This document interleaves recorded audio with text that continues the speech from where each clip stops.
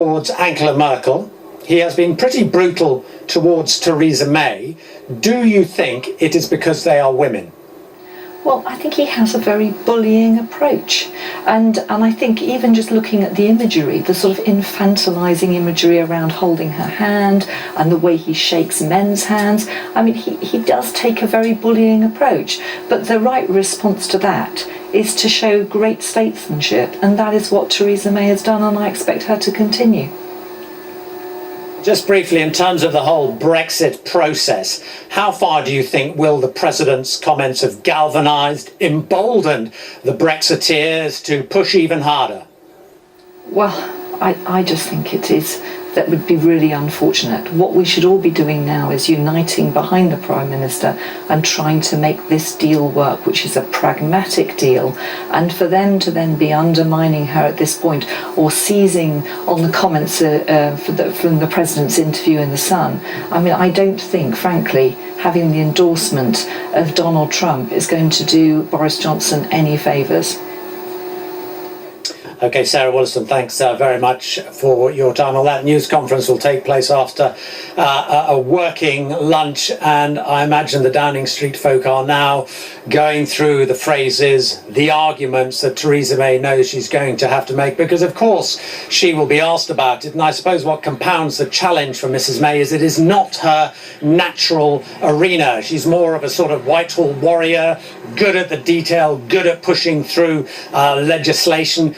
But in the public arena, she can struggle more, and she's alongside someone who absolutely thrives in that environment. It is going to be, I think, compulsive viewing. But that's all from Chequers Now, so back to London.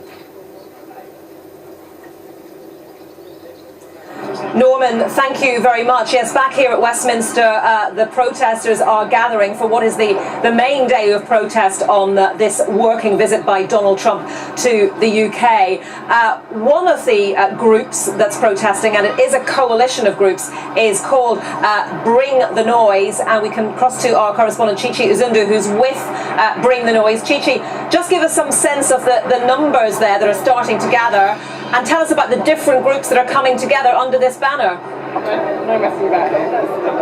Well, as you say, it's a coalition of groups. We have different groups, Stonewall, Liberty, Amnesty, more than 35 organisations have come together to come to this march. And so far, we can see a couple of hundred, but they are expecting them to march towards you in their thousands. Now, this protest has been a year and a half in the planning, and I have with me Dr. Shola and Emma, who are two organisers. Now, why did you think it was important to protest on this day?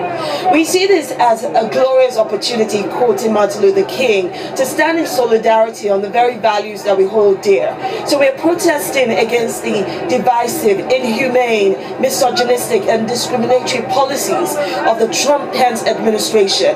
And the Bring the Noise is really to dismantle the political rhetoric of hate, of fear, of discrimination and divisiveness. So I understand that you've asked protesters to bring pots and pans and musical instruments. Tell us the significance of why you've done that. The pots and pans or casserole protest came out of Latin America, the cacerolazzo, and it was a way of bringing tools associated with the domestic space, the home space, out into the space of the city, and it's a way of claiming your political voice and being heard. Fantastic, ladies, thank you very much. So basically this protest will start with a massive wall of noise, and it should all start proceeding towards Parliament Square just after 12:30.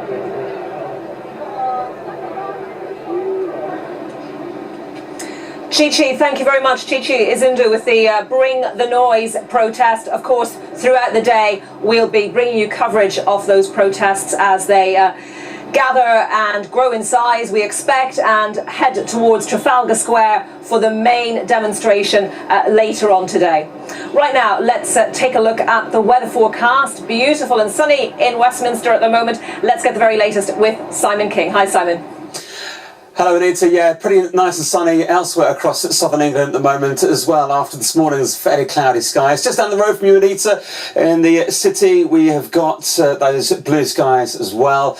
But there's still more cloud across northern areas, some rain affecting northwestern areas of England at the moment, and through into the afternoon, some really quite heavy and thundery showers developing across parts of Wales, through northwest England, the Midlands, into central southern parts of England. Now, these really will be hit and miss. For some, you can see some torrential rain and some issues with those showers. Elsewhere, it's largely dry, with that sunshine temperatures getting up to 26 or 27 degrees across the south. Those showers rumbling on for a while, but then into the early hours of Saturday, clearing away. More clouds spilling into Scotland and Northern Ireland during the early hours of Saturday morning. And I think as we go through the weekend, it's for Scotland, for Northern Ireland, where it's going to remain quite cloudy. There'll be some outbreaks of rain in the far northwest. For most of us, though, over the weekend, it's going to be dry, it's going to be sunny, and it's going to be hot as well. Temperatures in the southeast up to 31 Celsius by Sunday. Bye-bye.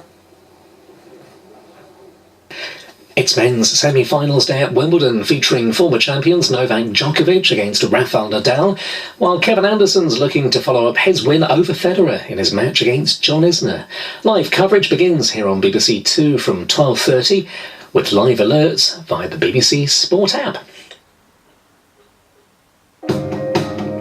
I want to be a dancer when I grow up. Let's start with foot size. Britain's top inventors turn dreams into life-changing solutions. This is pretty risky, right? You're going to put someone who hasn't got control over their legs on a snowboard, on a mountain. I want to help him achieve that dream.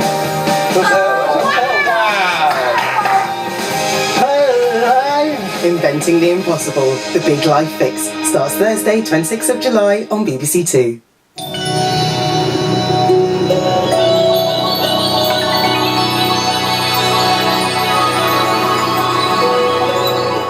So, just ahead of the tennis here on BBC Two, we're live at Westminster with Joe Coburn and the Daily Politics.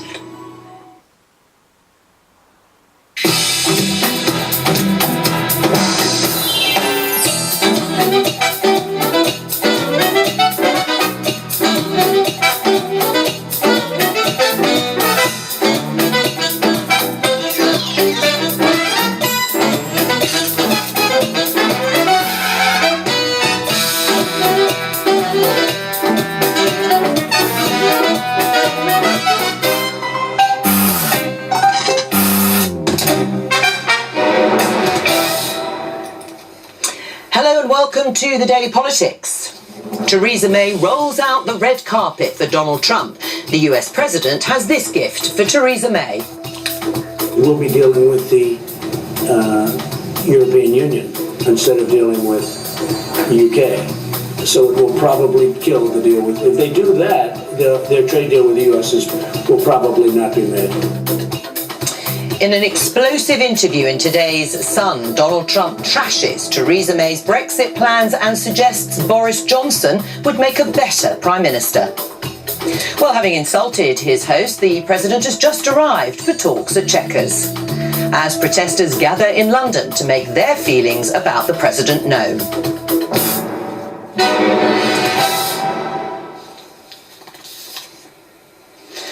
All that coming up.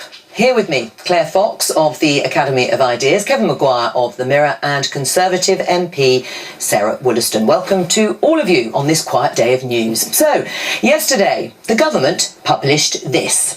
The Brexit White Paper. Yes, I've got my very own copy. Now, you may not have had time to read all 98 pages. I am galloping through it, but we know one man who has. Well, some of it, at least. Our producer, Joel, is going to explain some of the jargon in the White Paper. But which bit of it, you ask? Well, that's the exciting bit. Kevin and Claire, this is where you participate. Press that red button and let our White Paper Wheel of Fortune spin. There it goes. Let's have a look. We have a number of definitions, and it is stopping on rather conveniently, the Common Rule Book. So, Joel, over to you. Explain to us briefly, what is the Common Rule Book? Hi Joe, yes that's right. The long-awaited white paper came out yesterday. I've got my copy too, all 98 pages. It came out at 12:47 p.m. and ever since then I've been chained to this desk reading it without sleeping or eating. So yes, the Common Rule Book, this is mentioned 39 times. It's one of the very important and controversial aspects of the white paper. So this is what it says on page 15. The UK and EU would maintain a common rule book for goods, including agri-food, covering only those necessary to provide for frictionless trade at the border. So that's it. The idea is that just for goods, which is all goods including agri-food as it says, there will be a common rule book between us and the EU. For a lot of Brexiteers, they think that we're actually just following the EU's rules. Right, well, I'm afraid you're going to stay chained to that desk for the rest of the programme. You don't look too bad on it with no sleep. And we will come back to the Wheel of Fortune for the white paper with you two pressing the red button. But it is time to return to the main story of today, and that is Donald Trump's visit to the UK and that interview. Let's listen to a bit. In fact, the bit that the Sun interview where he's asked the President by Tom Newton-Dunn, political editor, what he thought about Theresa May's trade plans.